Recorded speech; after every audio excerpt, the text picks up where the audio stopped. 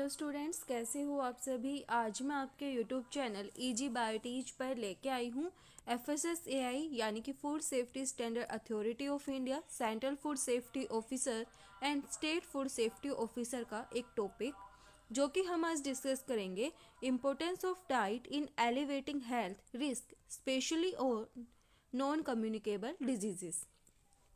यहाँ पे जो हम बात करेंगे, सबसे पहले हम बात करेंगे डाइट की। यहाँ पे हम बात करेंगे यानी कि इम्पोर्टेंस ऑफ डाइट की बात करेंगे in elevating health risk specially non communicable diseases के लिए।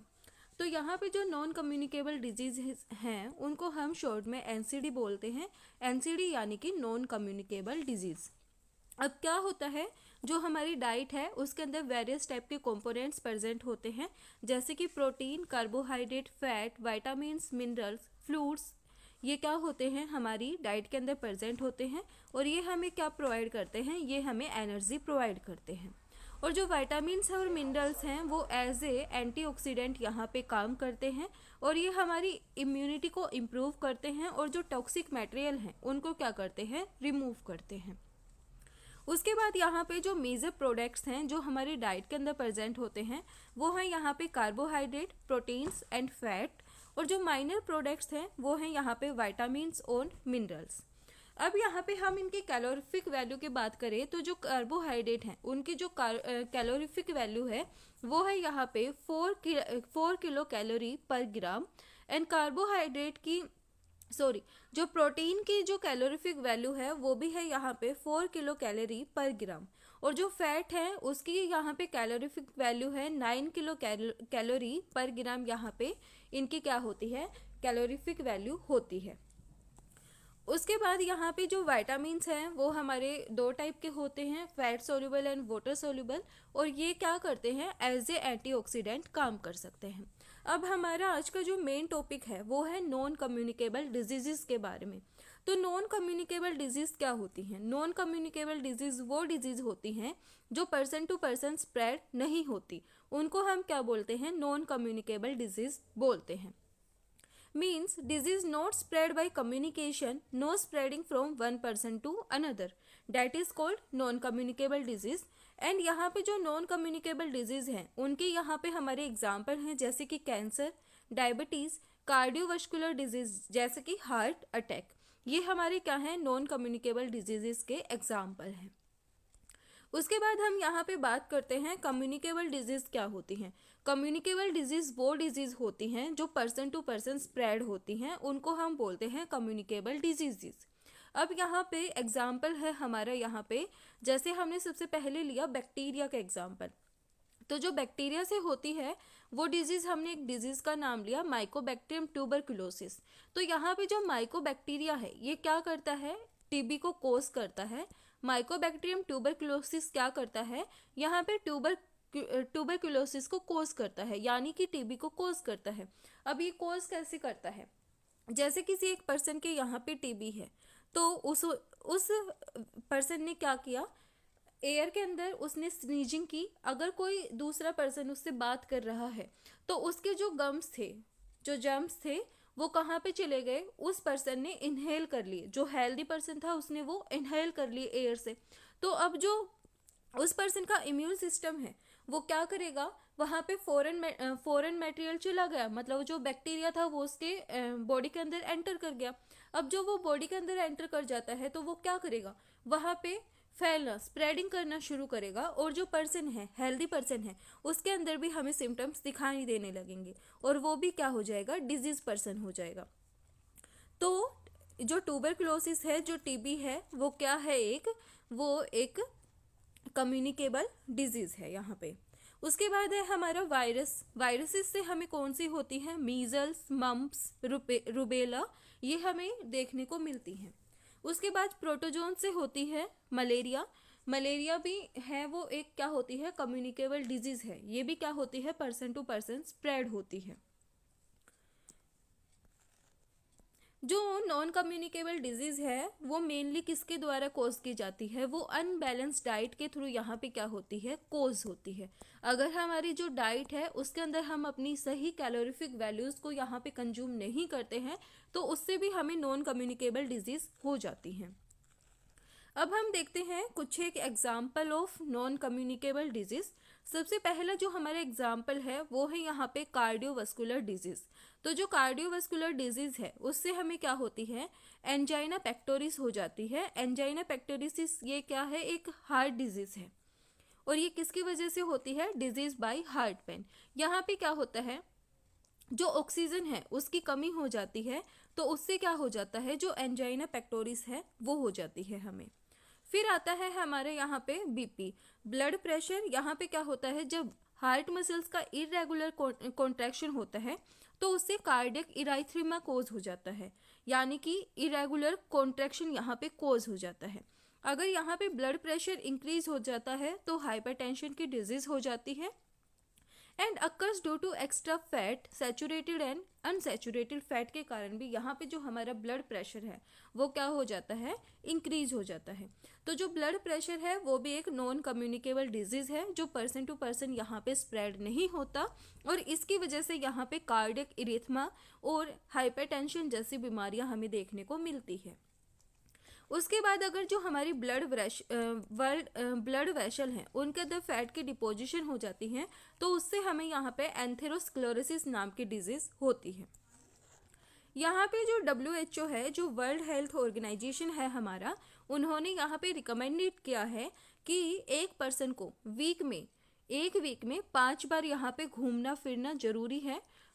उनकी ये जो हेल्थ है उसके लिए अच्छा होता है।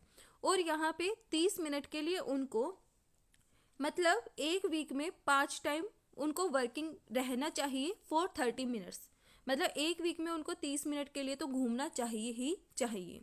उसके बाद यहाँ पे जो एक्सरसाइज है उससे आप कोलेस्ट्रॉल को रिमूव कर सकते हो, लेकिन फैट डिपोजिशन यहाँ पे क्या होता है, एक्सरसाइज के थ्रू कोलेस्ट्रॉल है वो रिमूव हो जाता है लेकिन जो फैट डिपोजिशन है वो क्या नहीं होती, रिमूव नहीं होती। अब यहाँ पे जो फैट है वो 2 टाइप की होती है, high density lipoprotein and low density lipoprotein. तो जो लो डेंसिटी लिपोप्रोटीन है वो हमारे लिए यहाँ पे हार्मफुल होती है एंड जो हाई डेंसिटी लिपोप्रोटीन होती है उसका जो कंजप्शन होता है हमारे लिए वो यहाँ पे बेनिफिशियल होता है।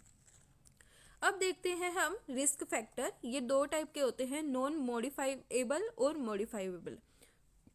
मॉडिफाइबल क्या होता है, यहाँ पे हम क्या करते हैं, जैसे यहाँ पे नॉन कम्युनिकेबल डिजीजेस का हमारा एग्जाम्पल होता है।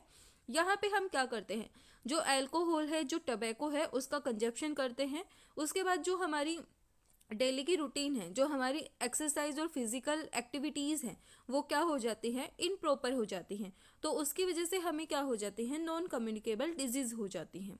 और जो नॉन मॉडिफाइबल होती हैं यहाँ पे जेनेटिकली एज और जेंडर यहाँ पे रिस्पॉन्सिबल होता है, यहाँ पे पेरेंट्स टू ऑफस्प्रिंग यहाँ पे क्या होती हैं, डिजीज स्प्रेड होती हैं। अब यहाँ पे जो डायबिटीज़ है वो भी एक नॉन कम्युनिकेबल डिजीज़ है। यहाँ पे क्या होता है, जो ब्लड है, ब्लड के अंदर ग्लूकोज का लेवल इंक्रीज हो जाता है तो हम यहाँ पे क्या करते हैं, इंसुलिन का इंजेक्शन देते हैं उस पर्सन को। उसके बाद जो कैंसर है वो भी क्या है, एक नॉन कम्युनिकेबल डिजीज़ का एग्जाम्पल है। अब यहाँ पे हम बात करते हैं मेजर नॉन कम्युनिकेबल डिजीज़ की। तो जैसे हमने बात की एंजाइना पेक्टोरिस, ब्लड प्रेशर, ये हमारी सारी क्या हैं, ये हमारी सारी यहाँ पे नॉन कम्युनिकेबल डिजीज़ हैं। तो कार्डियोवास्कुलर डिजीज़ के अंदर हमने बात की एंजाइना पेक्टोरिस की। कोरोनिक रेस्पिरेटरी डिजीजेस, ये भी हमारी क्या है, नॉन कम्युनिकेबल डिजीज़ है। डायबिटीज़ हो गया, कैंसर हो गया, स्ट्रेस, हाइपरटेंशन, ये हमारी क्या है, नॉन कम्युनिकेबल डिजीज़ हैं। अब यहाँ पे अकॉर्डिंग टू WHO, जैसे कि हमने बात की, जो पर्सन है वो किसका कंजप्शन करते हैं, टबैको या फिर अल्कोहल का कंजप्शन करने लग जाते हैं तो उससे भी उनके क्या हो जाती हैं, नॉन कम्युनिकेबल डिजीज़ हो जाती हैं। तो WHO ने यहाँ पे कुछ एक गाइडलाइंस निकाल रखी हैं कि फीमेल के लिए उनका कितना कंजप्शन सेफ़ है और मेल के लिए कितना कंजप्शन यहाँ पे सेफ़ है। तो जो फीमेल हैं उनके लिए यहाँ पे 1 पैक सफिशिएंट है और जो मेल हैं उनके लिए यहाँ पे डेली के लिए 2 पैक सफिशिएंट बोले गए हैं। उसके बाद यहाँ पे हमें बताया गया है जो टबैको है उसके अंदर निकोटीन प्रेजेंट होता है, कॉफ़ी के अंदर कैफीन प्रेजेंट होता है, जो कि हमारे लिए अच्छा नहीं होता। जो स्ट्रेस है वो यहाँ पे हाइपरटेंशन और एंजाइटी को कोज करता है। तो यहाँ पे हम एल्प्राजोलम नाम की टैबलेट को लेते हैं इसको रिड्यूस करने के लिए, और इसकी यहाँ पे 0.25 से 0.5 मिलीग्राम पर डे इसकी क्या होती है, इसको हम यहाँ पे ले सकते हैं। मतलब इसकी इतनी अमाउंट हम यहाँ पे ले सकते हैं। अब यहाँ पे जो अनहेल्दी ईटिंग है, अगर हमारी बैलेंस डाइट प्रॉपर नहीं है तो वो भी किसका कोज है, वो भी नॉन कम्युनिकेबल डिजीज़ का कोज है। अब यहाँ पे हम देखते हैं WHO के द्वारा जो अल्कोहल कंजप्शन बताया गया है, जो अल्कोहल है वो डायरेक्टली किसके अंदर कन्वर्ट हो जाती है, वो डेड फैट के अंदर कन्वर्ट हो जाती है, और वो क्या होती है, हमारी जो बॉडी ऑर्गन्स है वहाँ पे क्या हो जाती है, जमा हो जाती है, जिससे जो पर्सन है उसको क्या होती है, उसकी धीरे धीरे डेथ हो जाती है। तो यहाँ पे जो WHO है 1 फ्लूइड ऑन्स, इसकी जो अमाउंट है वो कितनी होती है, 30 ml होती है। तो जो बियर है उसके अंदर 5% एल्कोहल होती है, एंड 12 फ्लूइड ऑन्स तक इंटू 30 ये क्या होती है, इसके अंदर फैट प्रेजेंट होती है। माल्टेड लिकर के अंदर यहाँ पे 7% एल्कोहल होती है, and 8 to 9 fluid ounce fat present होती है। टेबल वाइन के अंदर 12% एल्कोहल होती है, एंड 5 फ्लूइड ऑन्स यहाँ पे फैट प्रेजेंट होती है। और जो हार्ड लिकर होता है, जो रम और विस्की होती है, उसके अंदर 14% एल्कोहल यहाँ पे प्रेजेंट होता है, और जो फैट है वो 1.5 फ्लूइड ऑन्स यहाँ पे प्रेजेंट होता है। अगर इससे ज़्यादा वैल्यू हो जाती है तो ये क्या कर देता है, जो पर्सन है उसके अंदर नॉन कम्युनिकेबल डिजीज़ को कोज कर देता है। नेक्स्ट हम यहाँ पे बात करते हैं, यहाँ पे जब हम अल्कोहल का ज़्यादा कंज्यूम करते हैं तो यहाँ पे क्या हो जाती है, लीवर सिरोसिस नाम की यहाँ पे डिजीज़ हो जाती है, जो कि क्या कर देता है, इम्प्रॉपर फंक्शनिंग करवा देता है लीवर की। मतलब जो लीवर है हमारा वो अच्छे से काम नहीं कर पाता। अब WHO ने एक इम्पोर्टेंट टेबल बताई है, जो कि हमारे लिए यहाँ पे एग्ज़ाम पॉइंट ऑफ व्यू से भी इम्पोर्टेंट है, और यहाँ से डायरेक्ट क्वेश्चन हमसे पूछा जाता है।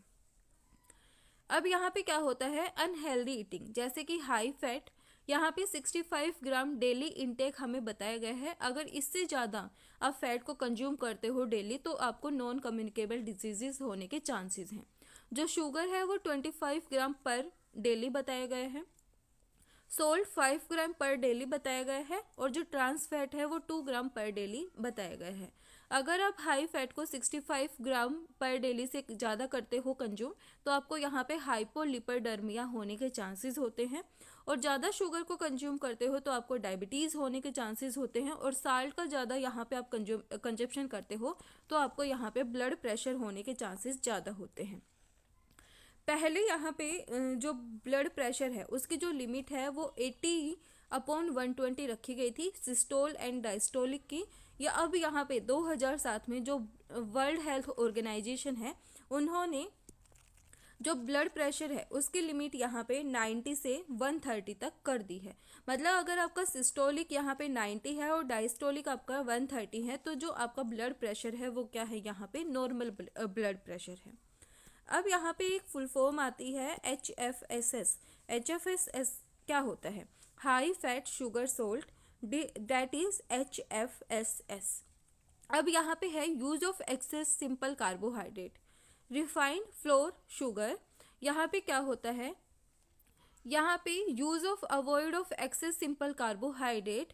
यहाँ पे हमें क्या करना चाहिए, जो एक्सेस सिंपल कार्बोहाइड्रेट है उसका यूज हमें अवॉइड करना चाहिए। अगर हम ज़्यादा करते हैं तो वो किसके लिए रिस्पॉन्सिबल होता है, एंड नॉन कम्युनिकेबल डिजीज़ के लिए रिस्पॉन्सिबल होता है। अब यहाँ पे जो सैचुरेटेड फैट है और जो अनसैचुरेटेड फैट है उनको हम यहाँ पे ज़्यादा कंजप्शन करते हैं तो वो भी हमें नॉन कम्युनिकेबल डिजीज़ यहाँ पे कोज करते हैं। यूज ऑफ फ्लैग फाइबर, जो होल ग्रेन है वो हमें यूज़ नहीं करने चाहिए। वो किसके लिए रिस्पॉन्सिबल होते हैं, नॉन कम्युनिकेबल डिजीज़ के लिए रिस्पॉन्सिबल होते हैं। हमें फ्रूट्स और वेजिटेबल्स को यहाँ पे यूज़ करना चाहिए। अब हम बात करते हैं metabolic syndrome. WHO clinically cut off value for non communicable disease. यहाँ पे जो मेटाबॉलिक सिंड्रोम है उसमें क्या होता है, maintain basal metabolic rate, irregular BMR responsible for metabolic syndromes. यहाँ पे जो बीएमआर हैं उसकी 5 वैल्यू दी गई हैं। अगर आपकी 3 वैल्यू यहाँ पे डिस्टर्ब होती हैं तो आपको यहाँ पे नॉन कम्युनिकेबल डिजीज होने के चांसेस होते हैं।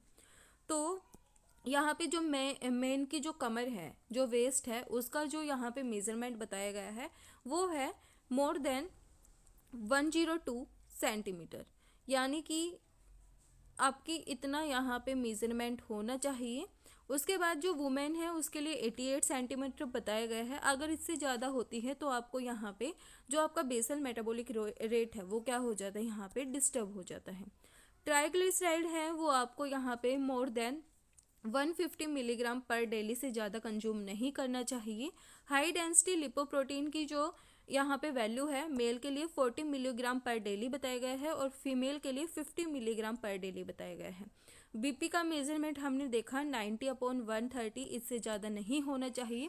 और जो फास्टिंग ग्लूकोज है वो greater than 100 milligram per daily से ज़्यादा या कम नहीं होना चाहिए। इससे क्या होता है, डायबिटीज़ होने के चांसेस होते हैं। अगर इन 5 मेजरमेंट्स में से आपकी 3 वैल्यू यहाँ पे डिस्टर्ब होती हैं तो आपको नॉन कम्युनिकेबल डिजीज़ होने के यहाँ पे चांसेस होते हैं। फिर यहाँ पे हम बात करते हैं example of non communicable disease. ये हम थोड़ा डिटेल में यहाँ पे पढ़ेंगे। तो कार्डियोवास्कुलर डिजीज़ क्या है, यहाँ पे जो हार्ट की जो कार्डियक आउटपुट है वो क्या नहीं होती, एक्यूरेट नहीं होती।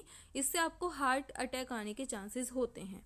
जो WHO है उन्होंने ब्लड प्रेशर की यहाँ पे 90 to 130 mmHg इसकी वैल्यू बताई है। जो एंजाइना पेक्टेरिस है वो किसकी वजह से होती है, चेस्ट पेन होने लग जाता है और यहाँ पे जो ऑक्सीजन है उसकी क्या हो जाती है, डिस्टर्बेंस हो जाती है। फिर है यहाँ पे कार्डियक एराइथमा। यहाँ पे क्या होता है, इरेगुलर कॉन्ट्रैक्शन और रिलैक्सेशन होने लग जाता है हार्ट मसल्स का, तो उसकी वजह से कार्डियक एराइथमा कोज हो जाती है।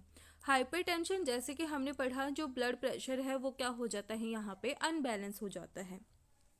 Use of low fatty material, walking exercise 30 minutes 5 time in week, ये चीज़ें हमने पहले डिस्कस करी।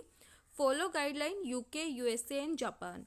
तो जो यूके हैं उन्होंने यहाँ पे एक गाइडलाइन निकाली DASH, यानी कि डाइटरी अप्रोच स्टॉप हाइपरटेंशन। तो यहाँ पे हमें क्या करना चाहिए, अपनी जो बैलेंस डाइट है उसको क्या करना चाहिए, यहाँ पे कंट्रोल करना चाहिए। यहाँ पे हमें बोला गया है 4 to 5% फ्रूट और वेजिटेबल हमें यहाँ पे डेली यूज़ करने चाहिए। फैट फ्री और लो फैट हमें यूज़ यहाँ पे करनी चाहिए। और जो हाई सैचुरेटेड फैटी एसिड्स हैं उनको यहाँ पे हमें अवॉइड करना चाहिए। डेयरी प्रोडक्ट्स, फिश, नट्स यहाँ पे हमें यूज़ करने चाहिए। और जो सैचुरेटेड फैटी एसिड हैं उनको कम्प्लीटली अवॉइड करना चाहिए। जो शुगर है उसको हमें यहाँ पे बिल्कुल अवॉइड करना चाहिए, ये हमें डायबिटीज़ कोज करती हैं। और यहाँ पे 4 से 5% हमें फ्रूट और वेजिटेबल यहाँ पे यूज़ करने चाहिए। और जो फास्ट फूड है वो हमें यहाँ पे अवॉइड करना चाहिए। जैसे कि हमने देखा, या अगर हम डेली जो नट्स, आलमंड्स, लेग्यूम्स हैं उनको यहाँ पे कंज्यूम नहीं कर पाते हैं तो हमें वीक में एक बार इनको ज़रूर कंज्यूम करना चाहिए। ये नॉन कम्युनिकेबल डिजीज़ को क्या करते हैं, कंट्रोल करते हैं। अब यहाँ पे क्या होता है, कार्डियोवास्कुलर डिजीज इन हाइपरलिपोडर्मिया, ये क्या करता है, हाई कोलेस्ट्रॉल डिजीज होती है, इससे ओबेसिटी कोज हो जाती है। अब जो अकॉर्डिंग टू WHO बोला गया है, जो लो डेंसिटी लिपोप्रोटीन है यहाँ पे 100 मिलीग्राम पर डेली से इंक्रीज नहीं होना चाहिए। और जो हाई डेंसिटी लिपोप्रोटीन है उसकी यहाँ पे 40 मिलीग्राम पर डेली रखा गया है। इससे कम होता है तो आपको नॉन कम्युनिकेबल डिजीज़ होने के चांसेस यहाँ पे होते हैं। जो टोटल कोलेस्ट्रॉल है वो 200 मिलीग्राम पर डेली इंक्रीज, अगर इससे ज़्यादा होता है तो यहाँ पे हाइपरलिपोडर्मिया होने के चांसेस होते हैं। Triglyceride 150 milligram per daily increase. अब यहाँ पे ट्रीटमेंट के लिए हमें बताया गया है एम्लोडिपाइन, लोसार्टेन टैबलेट, टेलमिस्ट्रेन टैबलेट और प्रोप्रोलोइन टैबलेट। ये क्या करता है, बीपी को लोअर करता है, हाइपरटेंशन को डिक्रीज करता है और नॉन कम्युनिकेबल डिजीज़ को यहाँ पे जो कार्डियोवास्कुलर डिजीज़ है उनको कंट्रोल करता है। नेक्स्ट हमारे यहाँ पे है TLC, जो कि थेरापेटिक लाइफस्टाइल चेंज। यहाँ पे हमें बताया गया है कंपोनेंट्स हैं और थेरापेटिक लाइफस्टाइल है हमारी डाइट के अंदर बताए गए। तो जो फैट है उसके अंदर सैचुरेटेड फैट, पॉली अनसैचुरेटेड और मोनो अनसैचुरेटेड प्रेजेंट होती हैं। जो फैट है उसके अंदर 25 to 35% तक टोटल कैलोरीज प्रेजेंट होती हैं। तो जो सैचुरेटेड फैट है वो हमें डाइट के अंदर 7% रखनी है, पॉली अनसैचुरेटेड अप टू 10% और mono unsaturated up to 20%। Carbohydrate 50 to 60% total calories, dietary fibre 20 to 30 gram per day, protein 15 to 25%, cholesterol less than 200 milligram per day and sodium salt less than 2300 milligram per day. अगर amount इससे ज़्यादा increase या decrease होती है तो वो हमें यहाँ पे नॉन कम्युनिकेबल डिजीज कोज कर देते हैं।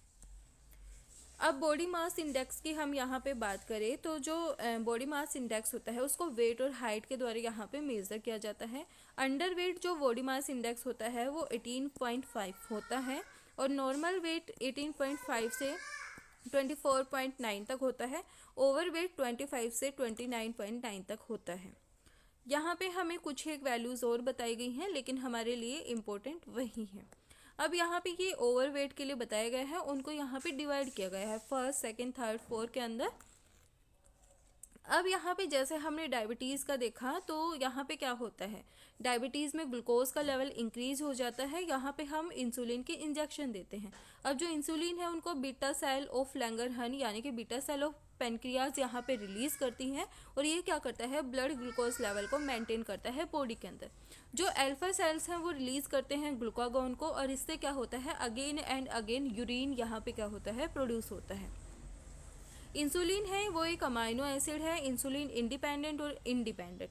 तो जो 40 इयर्स अबोव होते हैं, अबोव 45 इयर्स, तो जो पेनक्रियाज बीटा सेल रिलीज करती है इंसुलिन को, आफ्टर 45 इयर्स सेल क्या हो जाती हैं, वीक हो जाती हैं और वो प्रॉपरली इंसुलिन को यहाँ पे प्रोड्यूस नहीं कर पाती। तो जो ग्लूकोज का लेवल है वो क्या हो जाता है, इंक्रीज हो जाता है।